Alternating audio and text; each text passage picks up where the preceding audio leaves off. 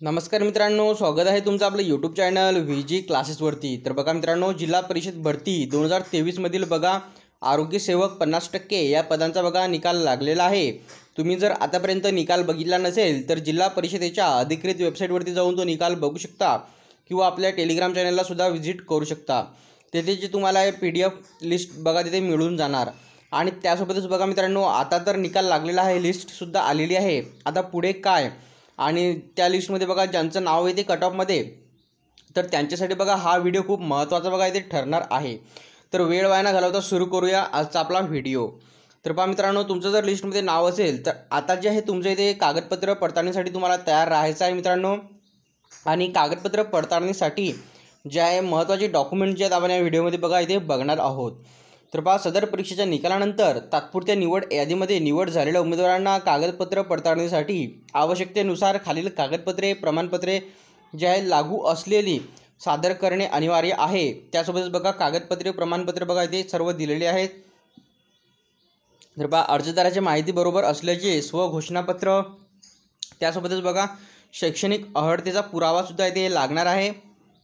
वयाचा पुरावा, तर इथे बघा वयाचा पुरावा म्हणून तुमचं आधार कार्ड सुद्धा इथे येऊ शकते, त्यासोबतच पॅन कार्ड, त्यासोबतच बघा ड्रायव्हिंग लायसन, हे जे 3 डॉक्युमेंट आहेत तुमचे ते वयाचा पुरावामध्ये येऊ शकते किंवा मार्कशीट 10वीची मार्कशीट। तर बघा जन्माचा पुरावा, त्यानंतर बघा आर्थिकदृष्ट्या दुर्बल घटकातील असल्याबाबतचा पुरावा, EWS वगैरे जे प्रमाणपत्र तुमच्याकडे असलं तर इथे तुम्ही ते लावू शकता। त्यासोबतच बघा राखीव प्रवर्गातील निवड झालेल्या उमेदवारांचे संबंधित प्रवर्गाचे जात प्रमाणपत्र, त्यानंतर बघा नॉन क्रिमिलेअर प्रमाणपत्र चालू आर्थिक वर्षातील, आणि बघा पात्र दिव्यांग व्यक्ती असल्याचा पुरावा, आणि त्यासोबतच बघा पात्र माजी सैनिक असल्याबाबतचा पुरावा, त्यानंतर खेळाडूसाठीच्या आरक्षणाकरिता पात्र असल्याचा पुरावा। इथे बघा मित्रांनो, जे डॉक्युमेंट जे तुम्हाला लागू आहेत तर तेच डॉक्युमेंट इथे आवश्यक आहेत। त्यासोबतच बघा अनाथ आरक्षणासाठी पात्र असल्याबाबतचा पुरावा, त्यानंतर बघा महाराष्ट्र राज्याचा अधिवास प्रमाणपत्र, महाराष्ट्र कर्नाटक सीमा भागातील महाराष्ट्र शासनाचे दावा सांगितलेल्या 865 गावातील मराठी भाषिक उमेदवारांना सक्षम प्राधिकाराचा विहित नमुन्यातील दाखला, त्यासोबतच विवाहित स्त्रियांच्या नावात बदल झाल्याचा बघा इथे पुरावा, त्यानंतर मराठी भाषेचे ज्ञान असल्याचा पुरावा। आता बघा मराठी भाषेचं ज्ञान असल्याच्या पुरावामध्ये जे आहे तुमच्या 10वीच्या मार्कशीटवरती जो मराठी विषय इथे असणे गरजेचं आहे।